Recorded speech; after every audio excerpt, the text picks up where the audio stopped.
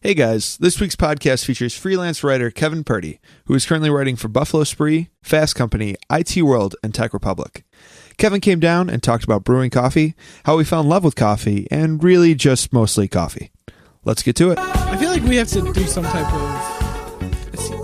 This is a trend with your podcast. We have to explain to the listeners that this is a special thesis behind it, or genesis. So you're actually, let's say, one of only 4 groups of people who are recurring guests on the podcast. I know, and then I feel like I own my own cocktail bar now. Yeah. Yeah. But, so I've noticed that you're a pretty big coffee fanatic. Mm-hmm. And I know literally nothing about coffee. I grew up in a household where it was like Maxwell House. I remember the commercials in the 90s where the one girl knew her brother was home from college because the military guy. Was it the military? He was home from the military, right? And then he turned on the Folgers, and that woke everyone up in the house. Yeah. So I just assumed the smell of burnt, oxidized coffee. Everybody got up. And, yeah, they were all excited that somebody came back home from something. Yeah. And it's one of those things where I've always wanted to get into it, but I never knew where to start, I guess. Mm-hmm. So I figured you'd probably be the best person because it seems like you're very thorough with your learning of new things and hobbies. And yeah, that's where I came at it. I didn't drink coffee, I think, till I was in college, because then once you get into journalism, you start drinking coffee because then you need to be up till 2 a.m. Oh, I thought it was peer pressure or something. Well, that too, but really it's someone's got to drive these pages down to news press at 1:30 in the morning, and you're like, I will, and you don't want to die, so you drink coffee. Yeah. But I just drank Starbucks, which I was from a small town, so we didn't have a Starbucks, and there was one at UB at University of Buffalo. Was it a big? It was a huge deal. They put milk in coffee. It's like that Curb Your Enthusiasm moment where he describes the vanilla bullshit. So I started drinking Starbucks, and then when you're not from Western New York, you move here, and they tell you about edit point. That's all right. So they tell you about Tim Hortons, and everyone in town is obsessed with Tim Hortons. And then everyone starts telling you the joke about there's nicotine in the coffee, it's so good. Yeah. I've heard cocaine. I was lucky enough to have a friend who worked at Tim Hortons. He wasn't lucky. I was, though, to be his friend, and he got to see how they make those iced cappuccinos. And the notches on the cups? It's like a solo cup, and there's a little notch at the bottom. Yeah. And isn't that you think it's for condensation, but that's how far they fill it with cream. That's what I thought, yeah. Okay. Yeah. You're like, wow. That is some industrial coffee right So there. that makes sense why that's really the only coffee that I've ever drank and that I enjoyed, because it's what, probably 80 grams of sugar. And then the coffee itself, when you go single, double, triple, which I enjoy ordering coffee that way, I gotta say. It makes you feel just like a part of a weird cult. Because it's not like any other coffee place in the world do I think you can do that. But it's high-fat whipping cream. High-fat whipping cream. Cream is not just cream. Yeah. You should know this among all people. Chefs love cream, and there's it's not just cream. It comes from some kind of milk. The milk has a certain fat content. Mm-hmm. So he said, and I'm pretty sure I've heard other people too say that it's just really super high fat cream. So you get a single from Tim Hortons, you're just your caveman body rewards fat and sugar. It's good job, Kevin. Yeah, that was a good single, and you're like, I'll have another. So then I started drinking Tim Hortons, and then I just drank whatever coffee there was. I think the absolute low point was working at the Buffalo News, because they have what they call pressman's coffee on the second floor, where the pressmen actually work. Oh, okay. And it was always just called pressman's coffee. They never explained where it came from. It probably came from giant bags from Cisco Corporation. But then I would get a packet of Swiss Miss hot chocolate, and I would pour it into the cup, and I would pour the coffee over it. And I would drink that all day long. And that sounds pretty, I guess, okay. It was okay. I would just go into the bathroom, not to use the bathroom, but just to hold my head and just be thinking about my life and where it had gone, and why it felt like my veins were trying to reach out of my skull and choke me. Okay, so then wow. I think the what got me into coffee a lot was I went out to California to we had a week at Lifehacker at the blog I worked at where they got the whole staff together to like just brainstorm feature ideas and what can we do in this upcoming year and stuff like that, editorial retreat kind of thing. And so I flew out to LA and I got to stay there for a week, which was really nice. And there's a place out there called Intelligentsia. They're one of... do they have one in Chicago too? They do. They're based in Chicago. Okay, but then they famously have one or two in LA, probably 3 now.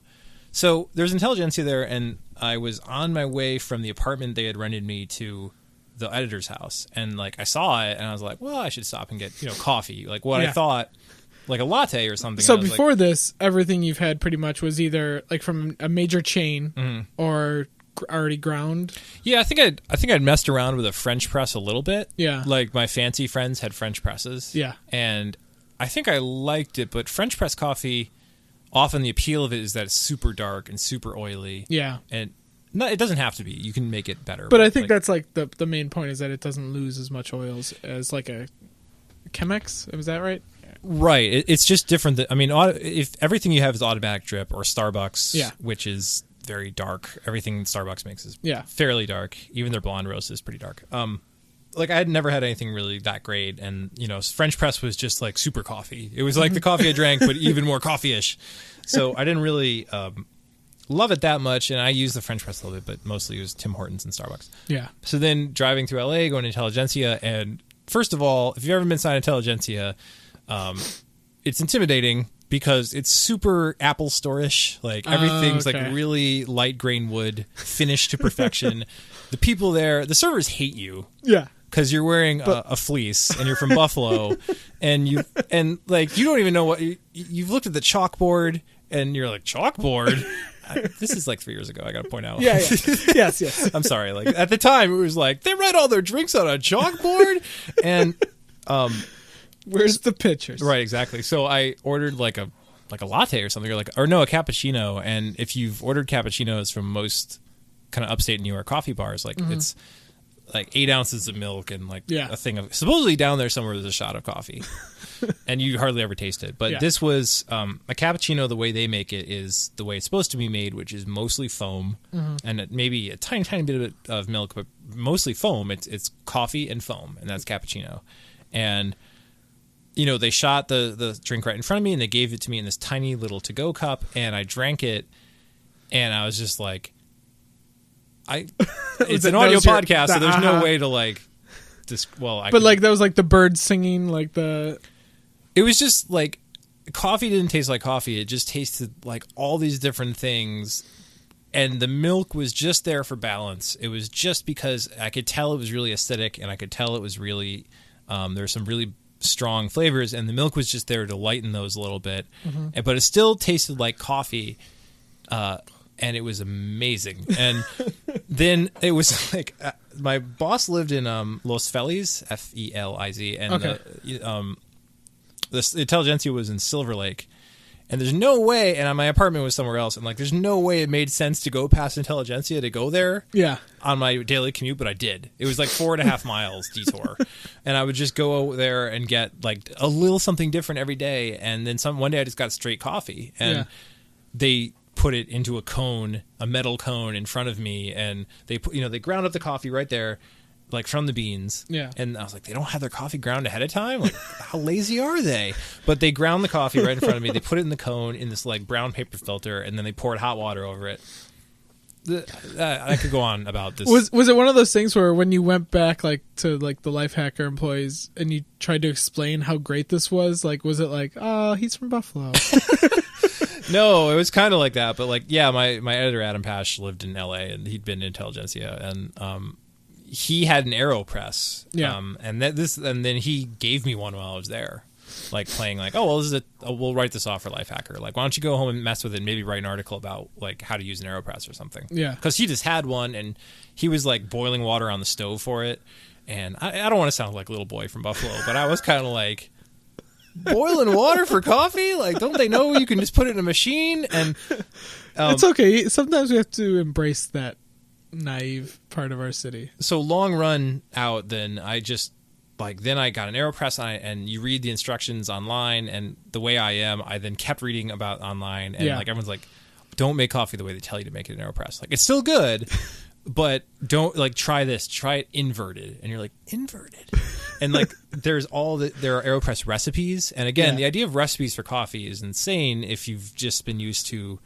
Yeah. Oh, like a rounded tablespoon instead of a tablespoon? Like, no, like this whole thing involving water temperature and a certain amount of coffee and how long to expose it to the water for and how long to press it for. And it was just like, whoa. And so this was like roughly like 3 years ago when you started to go down this rabbit hole? Yeah, 2 years ago. And just learning how to use the AeroPress was a big deal. And then I don't remember how I got onto it, but like I was writing an article about caffeine and I didn't want to write a crappy article about caffeine, so I researched the heck out of it, and it's like my most viewed post on Lifehacker to this day was about caffeine. Nice. And I researched the heck out of it, and like in doing so, of course, then you're reading a lot about coffee, and that was it. Like from there on out, I was just into finding the freshest coffee you could buy, grinding it the right way, because grinding's a big deal. Yeah. And just looking up recipes, and it went on, and then I discovered the Chemex, and then I discovered, like doing it pour over style or Hario V60 coffee. And at first I thought like probably like most people, like I was the first guy ever in upstate New York to like, oh my God.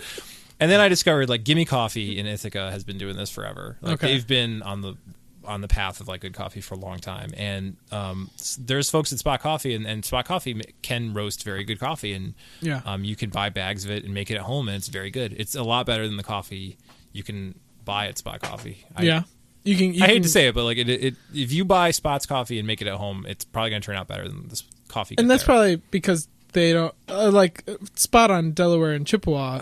The volume of people that they have is just a ridiculous amount, so they can't use Chemex for every. If I had 65 wives and they all wanted coffee in the morning, my standards would probably go down too. I don't know why I did that. I'm sorry. I don't know why I lapsed into polygamy. But or 65 kids. If I had 65 kids who I gave coffee to, my standards of coffee would go down too. I'd just be happy to get them out the door. So I guess the thing about it is that it's if you're just used to ordering coffee and drinking it, or making coffee in a coffee maker and making it, you can actually upgrade your home coffee maker experience quite a bit just by doing a few different things. And like, should I just run into them? Well, yeah. Well, let's first, I guess we should say that right now I'm actually drinking a cup of coffee. Yes, you are. So I've actually never used a coffee maker ever, like not even so the one that we just used an hour ago or half hour ago, it was a Mr. Coffee, wasn't it? I think it was. Okay. It was the cheapest one I could find. I think it was like $12 because my in-laws were coming over one day for dinner, and me and Allie realized that we didn't have a coffee machine, and both my in-laws like loved, so I was like, oh crap. So I got like a $12 one. I think $12. That's amazing. I think I had to Google or like YouTube like how to use it or something like that. Like I was literally that afraid that like I didn't know like filters and things like that. Like I've never drank coffee. Okay. I've always been like an energy drink guy. I am addicted to pop or soda, if anyone's listening to this outside of Western New York. The 7 counties. Yes. But it's it's something I've wanted to do, and I hate drinking energy drinks. Like I know it's horrible for me. I know everything about it is bad. Like there's no redeeming quality to it.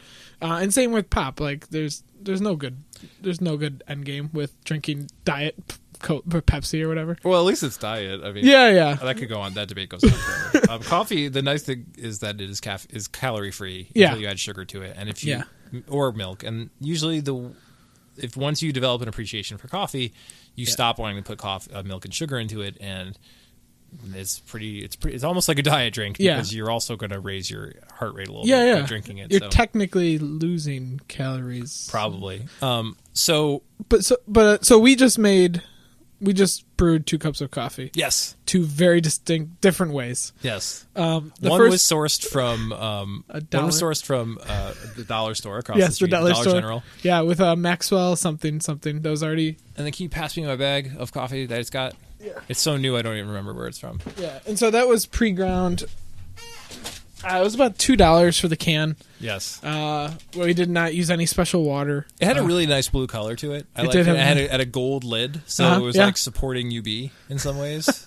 Wait, blue and gold. That's Michigan, actually, isn't it? Yeah. Oh, sorry. UB's blue and white. Yeah, it is. I'm even from there. Sorry. No, I went too. So I'm sorry, Ohio State fans. So that was sourced from the Dollar General. Yeah. And, the thing about Maxwell House that it's a big thing because you don't realize that, like, they're just selling you coffee. They're not going to tell you where it's from. Yeah. So there's literally, I didn't look, but there's nowhere on there where it says, like, what country or... It might. I don't think it does, though. And if it does, it's in tiny print. And if you're lucky, they might tell you that it's bourbon varietal coffee. Oh, my God. Okay, so... You're drinking it right now. So I just had a sip of it because we've been comparing it with...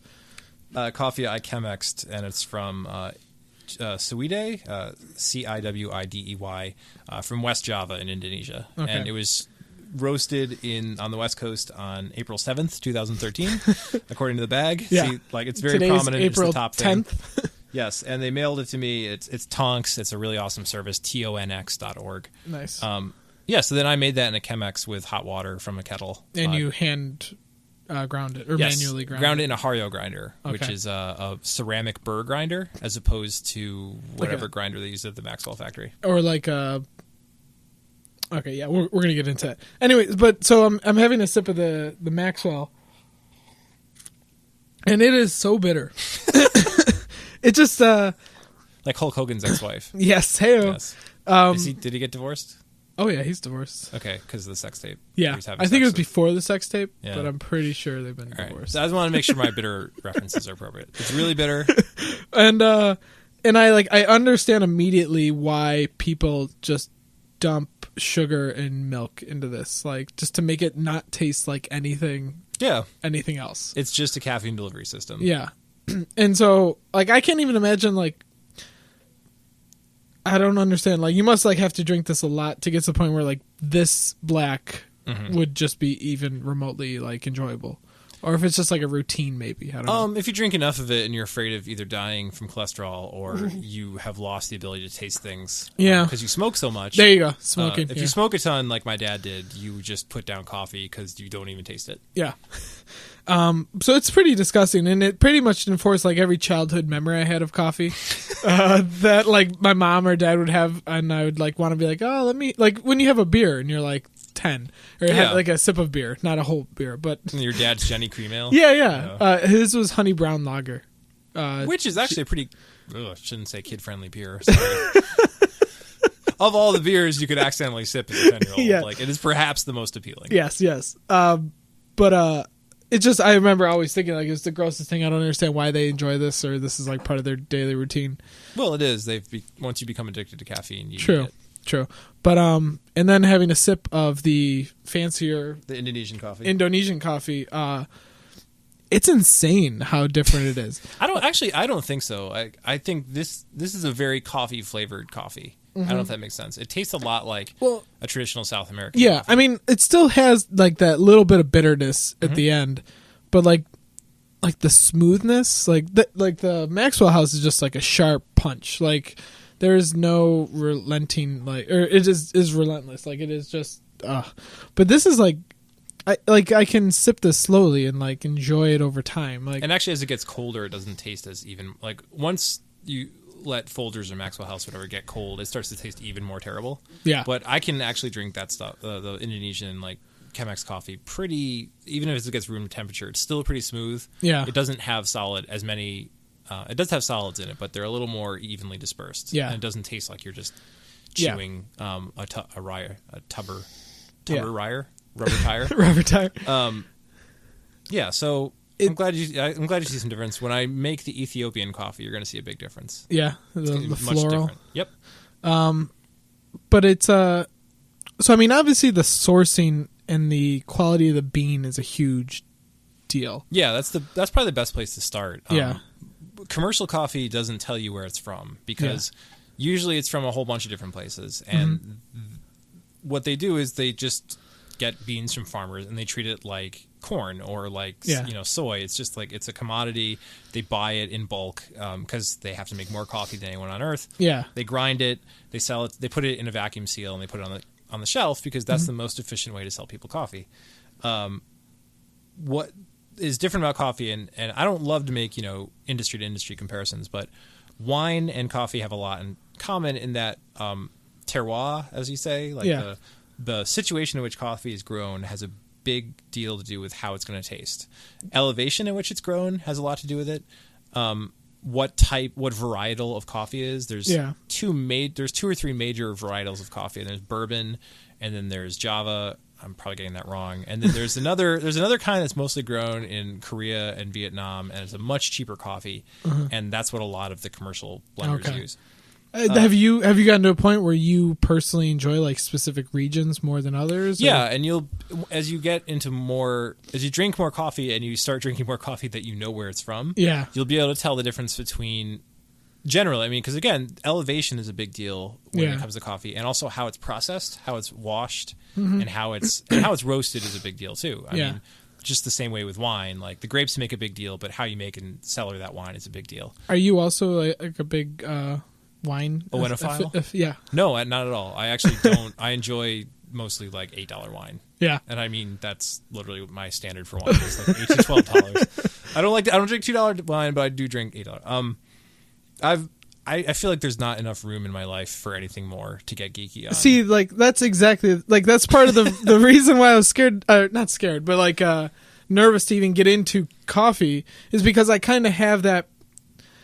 I don't think I'm at your level, and I mean that in a very nice way, where you immerse yourself in a topic and become what I would consider very knowledgeable and useful. Well, thank you. Well, I mostly do like a superficial knowledge, like wide, not deep. Yeah. I want to understand it, but I will never master anything. Well, so where they grow the coffee matters a lot. Yeah. And you'll be able to say like, well, a lot of Ethiopians, especially Ethiopian Sidamos, and there's generally 3 types of Ethiopian coffee they sell in the U.S. I mean, that's the easy one because it tastes like blueberries. I even know that smelled. I could even smell that. It's what they call acidic and bright and floral, and those are the notes you get. And bright kind of just basically means acidic, but that acid translates into, since coffee is a cherry, it seems to kind of retain more of the cherryish flavor. And when you smell it, it's like blueberries, ripe fruit. They use the phrase a lot, tangerines. And I actually know a coffee guy once who was so sick of me making Ethiopian coffees. He's like, if I smell one more darn coffee that tastes like blueberries, I'm going to lose it. It's like, I'm going to go punch Blueberry Crunch in the face or something. He was really angry about how much Ethiopian coffee, which is a weird predicament to be in. Is there is there trends with coffee countries? Like is right now like any particular... Not in Buffalo, New York. No. I was going to kind of ask that too. Like if most of them are looking for balance and looking for something different, because if you had all Rwandan coffee on the shelf, like it would taste, there are differences, but they do have a kind of flavor profile. Like South American coffees they taste more like the coffee your parents had, because that's what they did. They had Juan Valdez and, and like most of it's sourced from South America. You can get really high end Colombian coffee, but most of it tastes like coffee that you're used to, but there are very fine distinctions. So sourcing really good coffee is important. And that's basically what I would say. Like every time you learn more about coffee, that's probably a better cup. Yeah. Like if a bag is afraid to tell you where it's from, that's not good. Yeah. Blends. A lot of people like blends. Gimme Coffee, for instance, does like some really interesting blends, but I like to start off with like buying coffees from individual regions. Yeah. And noting what they taste like versus whatever. The next thing then is roasting. Okay. Because you can buy really good coffee. You can buy the world's best coffee, like the winner of the Cup of Excellence from 2012. And if it's been sitting on the shelf for a year, especially pre-ground, it's going to taste terrible. Yeah. Maybe not terrible. Maybe better than Maxwell House. But the next thing you can do to get better coffee is to buy coffee that was roasted very recently. Okay. Like, I don't want to say it. Isn't there a Buffalo Roasting Company? There are more than one. Isn't there one like right off the... off the Route 5? Yeah, Route 5. On the left there. Yeah, they mostly do kind of commercial and, restaurant accounts and stuff. But you can buy, I'm pretty sure I've seen their stuff for sale. Okay. And I would say that their coffee roasted a week ago is going to taste a lot better than a lot of fancy coffees that roasted, a week ago is going to taste a lot better than fancy coffee roasted a year ago. Yeah. And especially pre-ground. And so what you want to do is you want to buy coffee that is as recently roasted as possible, and look on the bag, and just don't be afraid to like be a jerk in the grocery aisle. Yeah. Wegmans does this funny thing where they put they don't tell you when it was roasted, but they'll say best by like a year from now. Like, best by April 5th, 2014. And you're like, And I can tell you, like, I've taken their bags of coffee home whenever I've been, like, in desperate need of coffee. And, like, and I know when the coffee is recent because you pour hot water over it in a Chemex, and if it blooms more, if the gases release more from the coffee, it's more recent. Like, and Wegmans just puts their best buy date a year in advance of when they roasted it. So you can actually, even at Wegmans, if you're buying your coffee at Wegmans, you can buy the single origin coffees there, and you can see when it was roasted, even if they're trying to trick you. Buying recently roasted coffee is a big, big upgrade. And that's going to be like probably the second most difference you're going to see in your coffee is getting stuff that was more recently made.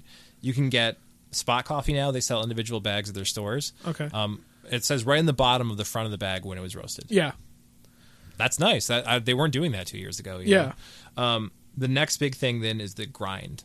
And so like when I was in New York City last weekend, I was talking to my best friend who's also getting into coffee. And good. I'm glad we're putting this pincer effect on you. Yes, now.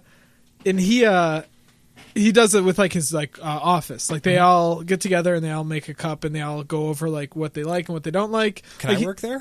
Where does he? Okay, wow.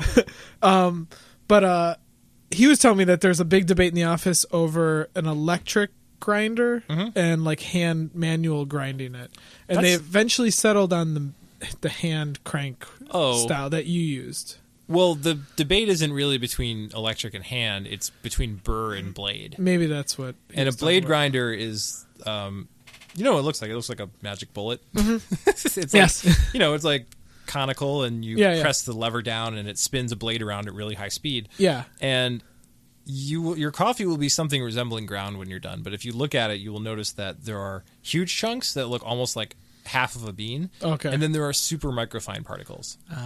And because it's chopping coffee, it's like you are relying on entropy to get your beans chopped. Like you're relying on a bean, like in some Arnold Schwarzenegger movie, a giant blade coming around and that bean landing exactly on the blade and getting chopped in half and then getting chopped into quarters and then eighths and sixteenths. It never happens that way.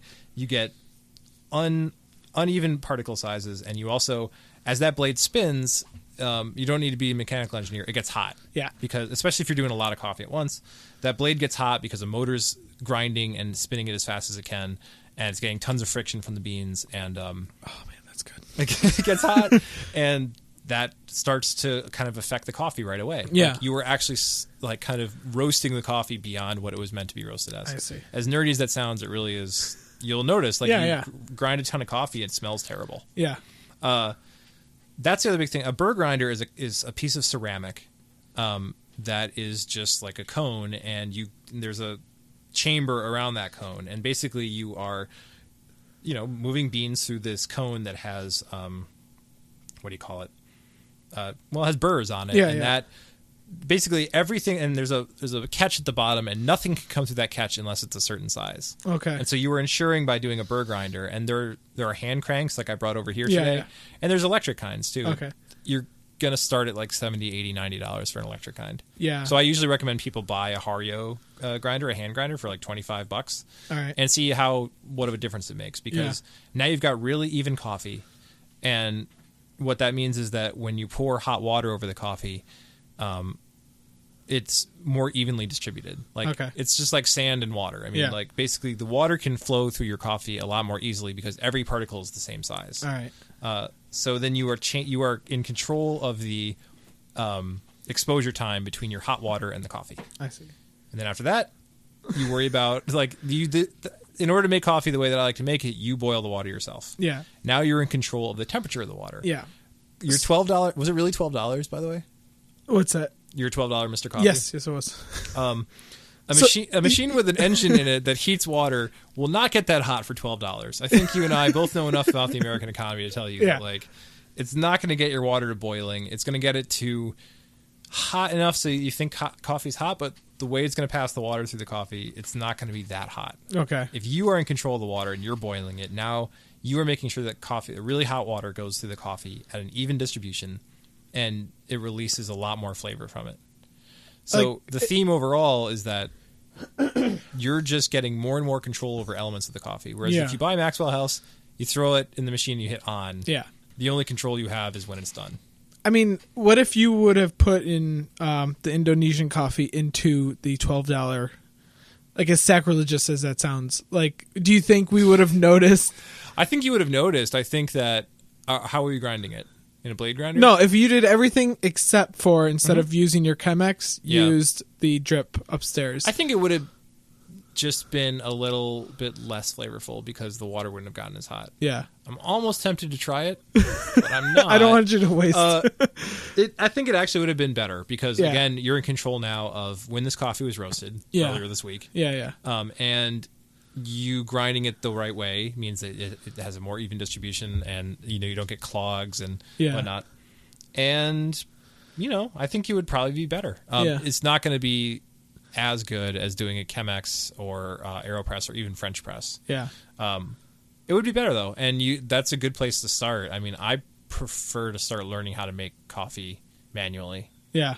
Even though it seems kind of hipstery, I gotta say. There is, I mean, like, me and you are I would say foodies. Yeah. And I've had conversations with people about restaurants and ingredients and eating local, and I get the snobbery attitude, like, or at least being called out for being a snob or something like that. Yeah.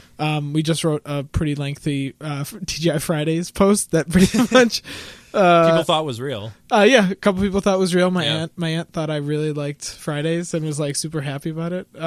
She also thinks you're an alcoholic with diabetes. Yeah, but I mean, obviously you have a group of people at Cowork Buffalo who feel the same way about coffee as you, or at least a majority of them do. Or I've gotten them there. Yeah, I mean, have you ever gotten called out for somewhat of a coffee snobbery? Yeah, there's people. I mean, and it's fine because we're above Spot Coffee. So if you don't like our coffee, it's literally as close as it gets. You can run downstairs and grab a cup. And I think, again, I actually do think Spot Coffee can make some pretty good coffee. But if you don't like if you don't care about Ethiopian and floral coffees and you don't want it Chemexed, and also if you just want it right now and one of us isn't around, go grab coffee down there or somewhere else, or bring in your own coffee. No, I think people, when they see how I'm making it or see how someone else is making it there, I've kind of trained like 3 or 4 people in the way I do. So you don't have to do we also have a chart with all our weights and ratios and proportions, and I'll put it online at Cowork Buffalo pretty soon. That's pretty fantastic. Yes, it has all the gram scale weights and stuff.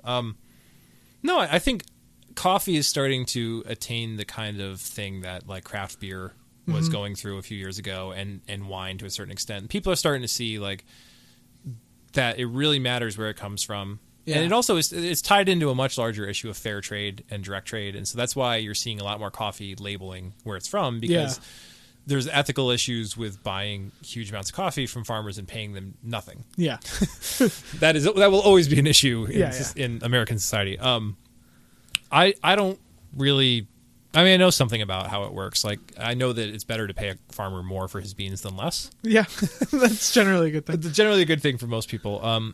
So I think people are starting to get it a bit more, and like you can see it just in Spot, which is no longer a small coffee shop. It's it's a chain of it's a chain of like 18 some locations. Yeah, and we just went to the one in Saratoga Springs, and it's eerie how they can recreate Spot in Saratoga Springs and Miami, Florida, and like wherever they go. Yeah, they are now selling you coffee that they roasted within a week, or 2 weeks or whatever. It's pretty close, and they're telling you where it's from. And, Papua New Guinea pea berry is one of the things they sell. They have a lot of it. And, like, some people have to check a map and see where Papua New Guinea is.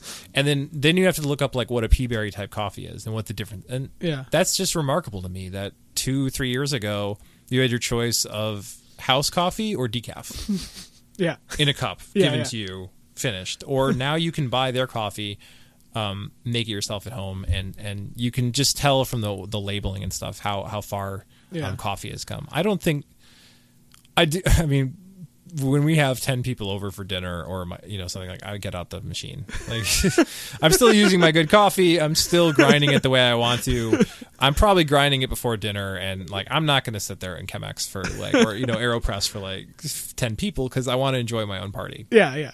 But I do think it has attained a little bit more acceptance, but I mean, I've also won the war a lot with people in Cowork Buffalo, where now a few people bought Chemexes at home, which warms my heart like nothing else. Yeah, I was looking at Amazon earlier today at work at a Chemex. I think the thing that breaks it for me is that it is only once you learn what you're doing, it's only 3 or 4 minutes. Yeah. And a drip maker really is like 3 or 4 minutes itself. I mean, because it's very slow. Mm-hmm. When you're pouring from a tea kettle, I mean, you're dropping grams of water really quickly onto coffee. It can be just as fast as home. And then, with manual making methods, you can adjust. You can say, your wife could like really light coffee. She doesn't like that huge caffeine rush. If she did, then yes, that she would. One's theoretical life. Like yes. You can make lower caffeine coffee, weaker coffee. You can make super strong, like let's punch through a wall coffee.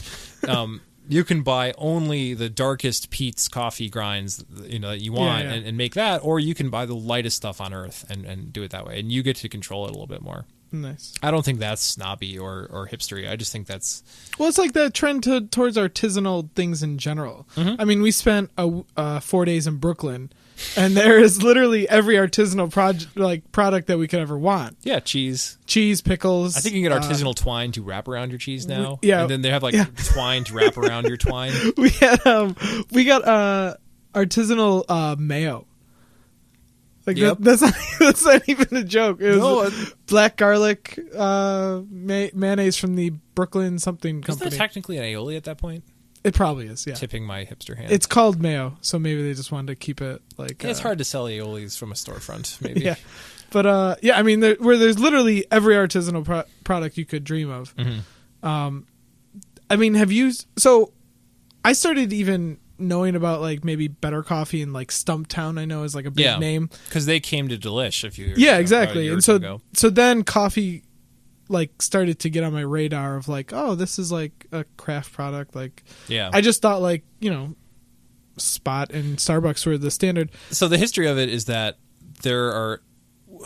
We're probably, I think you might say the 4th wave of coffee now, but really it's still considered the 3rd wave of coffee. Yeah. The book you should read to get a better understanding than I am providing, recapping it, is called God in a Cup. Okay. And it's by Michelle Weiss, Weiss. If you just Google, Amazon, God in a Cup, The Quest for the Perfect Cup of Coffee. It's a really, really great book, and it is a great background on coffee, and especially the kind of coffee that we're living in now. Yeah. So the first wave was basically, I might be getting the history wrong, but it was like Americans discovering after World War II, like, you can vacuum pack and freeze dry this stuff, and like, man, and just Americans really exploded with coffee in the 50s because it became so convenient. Yeah. Coffee used to be something you actually bought from a local grocer who probably knew where it came from. Maybe he didn't care. Maybe, it was just a burlap sack with pictures of generically jungly things on it. But, at least there was like a process to getting it. And then America, like so many other things, like peanut butter and snacks and treats, we just got really industrialized. The second wave of coffee, I believe, was in San Francisco and Seattle and the West Coast, and companies like Peet's, Peets, which you can buy that at Wegmans now. Yeah. Roasting, and people kind of coming to this guy who was buying his own coffee and roasting it his specific way. Yeah. And he really had a process for roasting with an old German roasting machine. Yeah. I can't remember the name of those now. And then the guy from Starbucks, he went on a tour of Italy, and supposedly the legend goes, and had espressos and doppiatos, and just was like, whoa, what is this? Like tiny coffees. And then also influenced by Peet's out there on the West Coast, starting to do the early days of Starbucks and stuff like that. And then Starbucks was kind of the second wave of coffee, the tail end of it. The third wave is folks buying micro lots of coffee. And this is basically the 3 big ones are Intelligentsia, based out of Chicago, Counterculture, which I believe is based out of North Carolina, I think, or somewhere on the East Coast. I'm blanking now. And Stumptown, which is out of Portland, Oregon. And all 3 of those guys, they travel the globe. They burn tons of mileage points going to Africa, South America, Rwanda, There's some show about a guy who goes around. Yeah, I've never watched it. I haven't either. People tell me I should, and then I'm kind of like, well... It looks pretty staged. People like food. They always tell me watch Top Chef. You don't actually enjoy. I like Top Chef.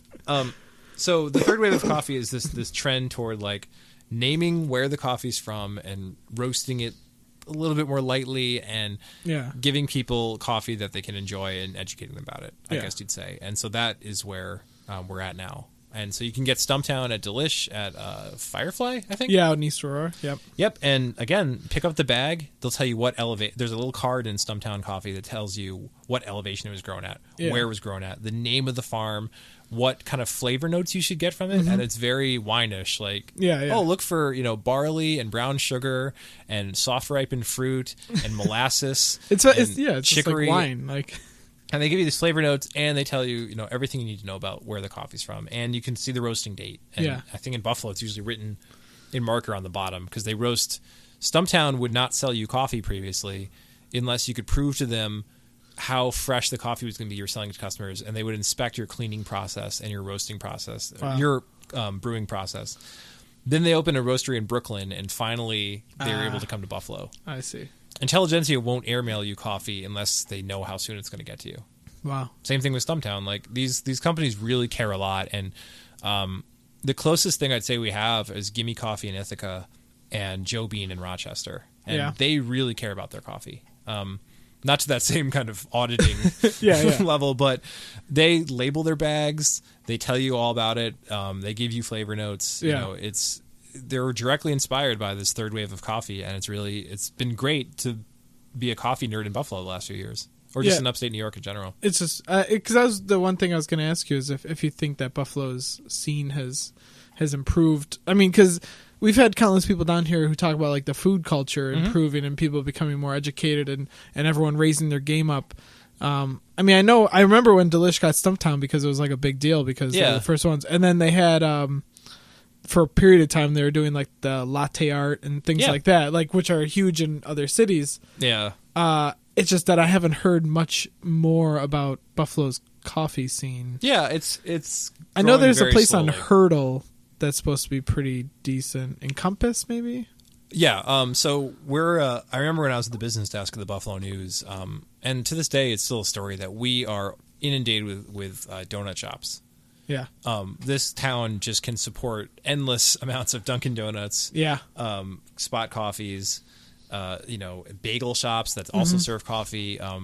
So it's a tough market to crack because once you start telling people you want to charge them what it really costs to make a coffee from Indonesia or South America, pretty tough. Like, because now you're selling coffee for $3.58 a cup, and people are used to paying 97 cents. Yeah, exactly. Or $1.25.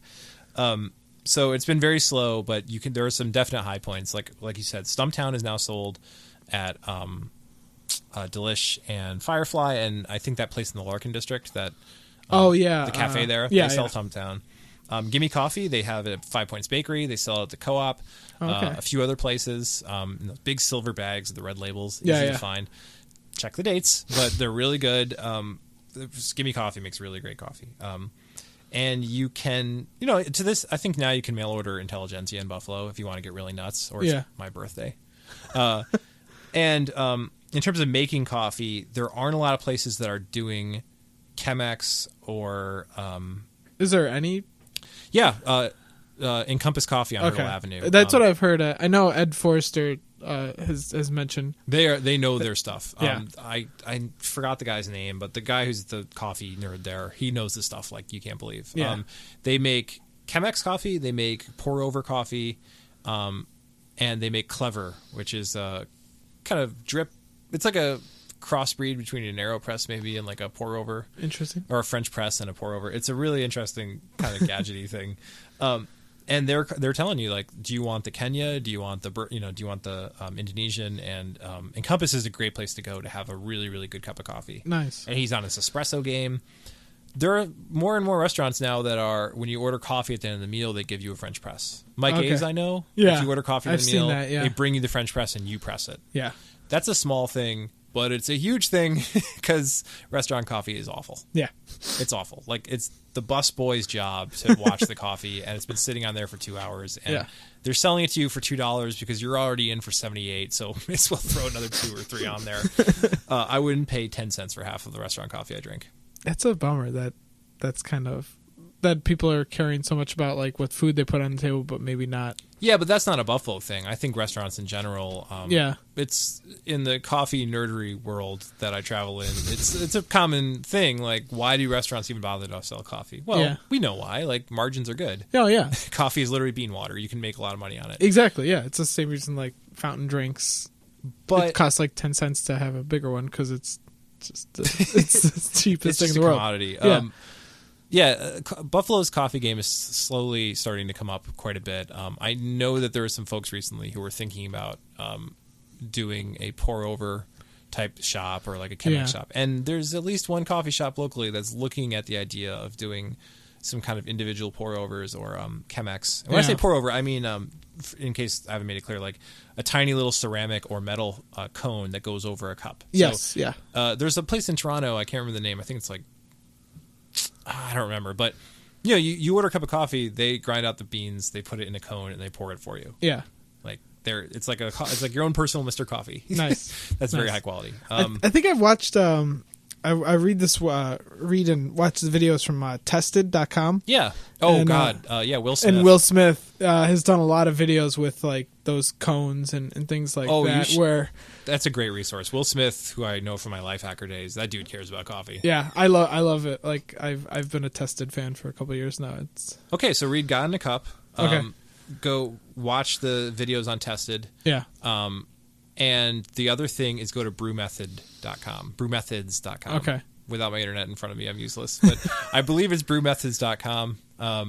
And you go there, and it's just all these like roasters and coffee shops have their own like how to make your coffee tutorials, and someone just rounded them all up.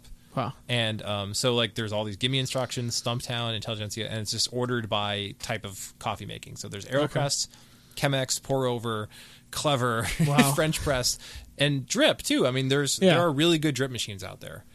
They aren't a huge mover because most of the time, once you've gotten past drip, you want to buy something else. Yeah. But there are drip machines that are pretty good. Yeah. And you can definitely find some of them on brew methods or method.com. I'm really sorry. There'll be notes in here. People can click on them. I can't remember which one it is, but yeah, we'll have notes in the show. Yes. So that is a great place to get started. Nice.